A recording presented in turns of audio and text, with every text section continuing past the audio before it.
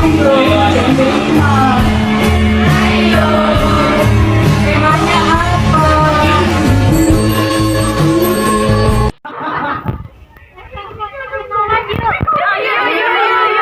Kami dari kelompok 4, kenalin nih, aku Sofian Nurani. Aku Revalita absen 1. Halo, aku Rizky Yoga Pratama absen 4. Aku Rasmita Hikmatul Muhimah absen 7. Aku Siti Afifah absen 11. Aku Semani Eka Ismawati absen 21. Aku Viola Benita Arianti absen 30. Nama aku Zainatul Saktia, absen 35. Di sini kami akan menjelaskan hasil riset kami tentang penggunaan media sosial bagi anak muda dalam demokrasi, dalam pengekspresian suara demokrasinya, dan juga hasil riset kami tentang ujaran kebencian, komentar negatif, dan juga penyebaran hoax dalam berdemokrasi. Mau tahu hasil riset kami? Ikut aku yuk!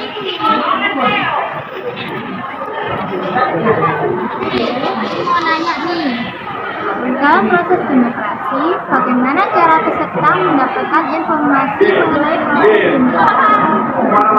Dalam proses demokrasi, peserta dapat mendapatkan informasi berdasarkan beberapa langkah, yaitu 1. Mengikuti proses demokrasi, seperti pemilihan umum atau konsultasi publik. 2. Mengikuti rapat-rapat dan pertemuan yang memperbarui informasi proses demokrasi seperti diskusi, seminar, atau workshop mengenai politik dan sosial. 3. Memperbarui informasi melalui media massa seperti surat kabar, majalah, atau situs web berita.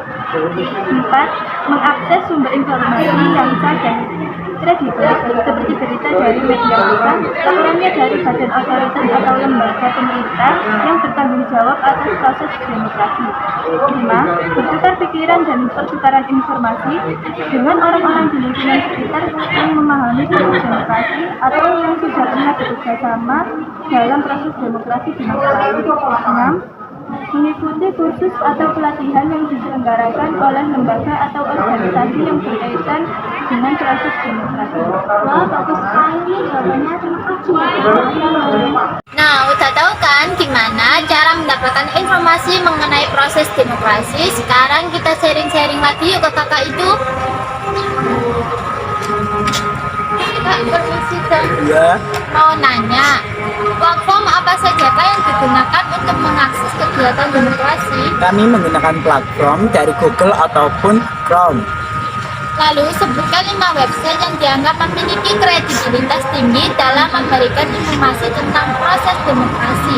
yaitu www.gramedia.com, Wikipedia, kominfo.go.id, hukumonline.com, dan detik.com. Wah, terima kasih ya kak atas jawabannya. Ya, sama-sama. Ada kakak itu yuk, ayo kita tanya yuk.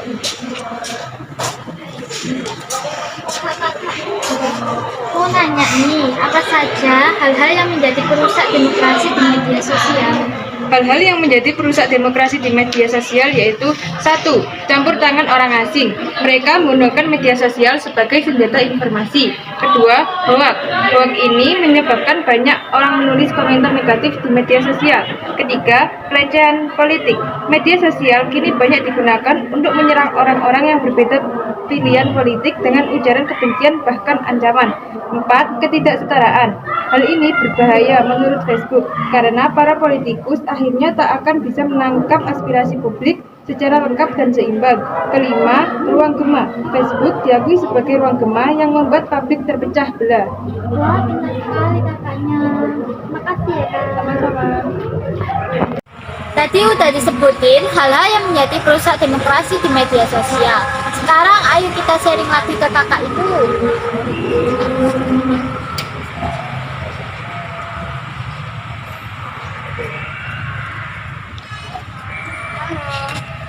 Lagi main apa tuh? Lagi main PUBG dong. Boleh tanya nggak nih? Boleh. Apakah definisi ujaran kebencian dan hoax? Berikan contoh minimal 5 masing-masingnya.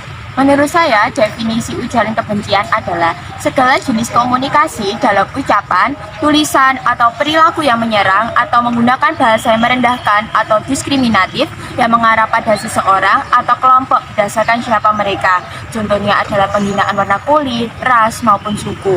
Kedua, pencemaran nama baik. Ketiga, penistaan. Keempat, perbuatan tidak menyenangkan. Kelima, menyebarkan berita bohong. Menurut saya, definisi hoax adalah informasi, berita, kabar yang palsu atau bohong yang dibuat seakan-akan terjadi. Contohnya adalah Pak Joko Widodo menyanyikan lagu Asmara Liberasi, buat teori konspirasi imunisasi pada tahun 2018, isu maraknya penculikan anak pada bulan Oktober sampai November dijalankan Kemayoran. 4. Imam Mahfud minta 50% informasi disetorkan ke negara. 5. Baliho surat suara di Goa tidak mencantumkan foto Prabowo dan Sandi. Wah, dapat info baru lagi nih. Terima kasih ya, Kak. Iya. Kita lanjut sharing lagi yuk. Nanya apa nih? Apakah undang-undang atau peraturan yang mengatur masalah ujaran kebencian atau hoax?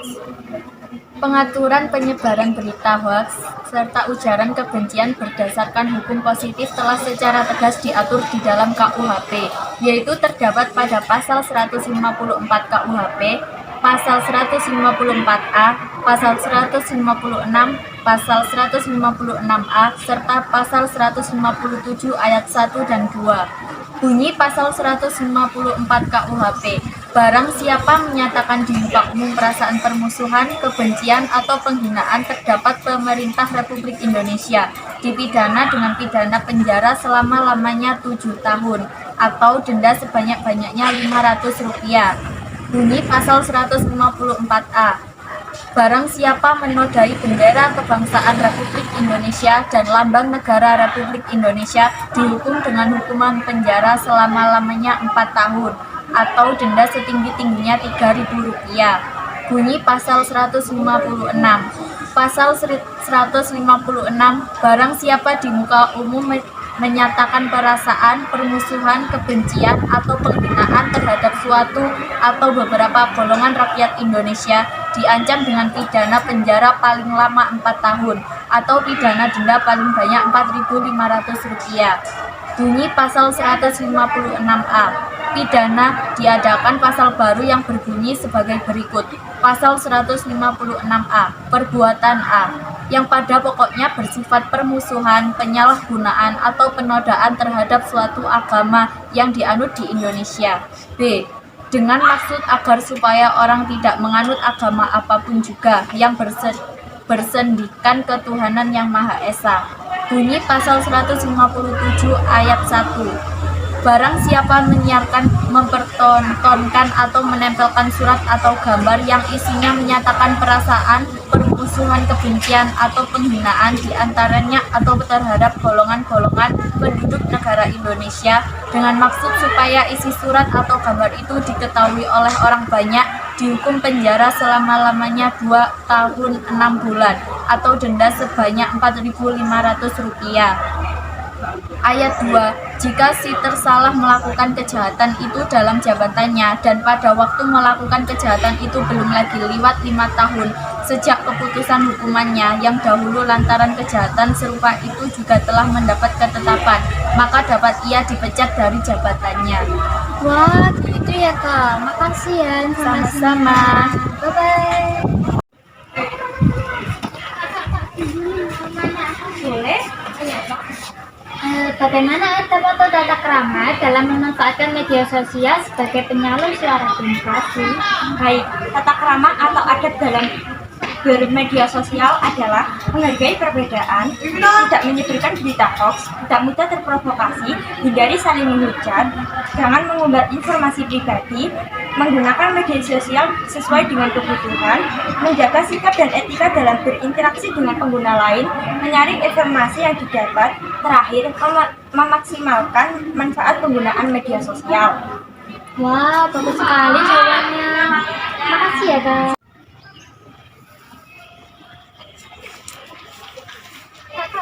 Iya, mau waktunya nggak? Iya. Boleh ya? Boleh kan? Bagaimana langkah-langkah yang harus dipenuhi agar pemanfaatan media sosial menjadi sarana pendidikan demokrasi yang baik dan bermakna bagi anak muda? 1. Memanfaatkan media sosial untuk hal-hal yang produktif atau ke arah yang lebih positif. 2. Menambah pengetahuan, memperluas wawasan, dan menyebarkan nilai-nilai positif. 3. Mengadakan gerakan yang masif untuk melakukan literasi, edukasi, dan menjaga keadaban kita dalam bermedia sosial.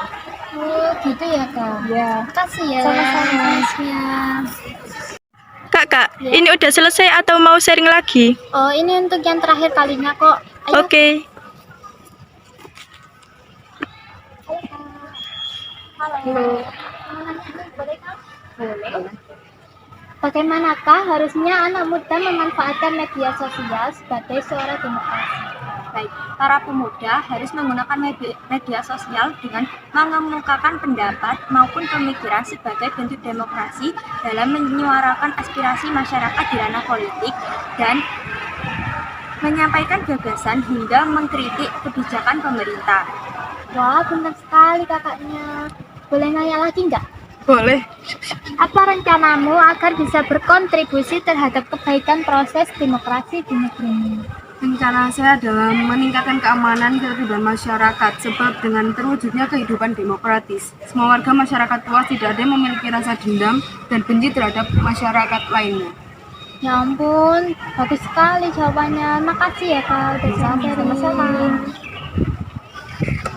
Baik, jadi seperti itulah hasil riset dari kelompok kami. Selain itu, kami juga ingin menyampaikan terima kasih kepada guru pendamping, wali kelas, guru mapel, dan juga tim inti P5 karena sudah menyiapkan kegiatan P5 ini dengan sebaik-baiknya. Terima kasih. Wassalamualaikum warahmatullahi wabarakatuh. Bye.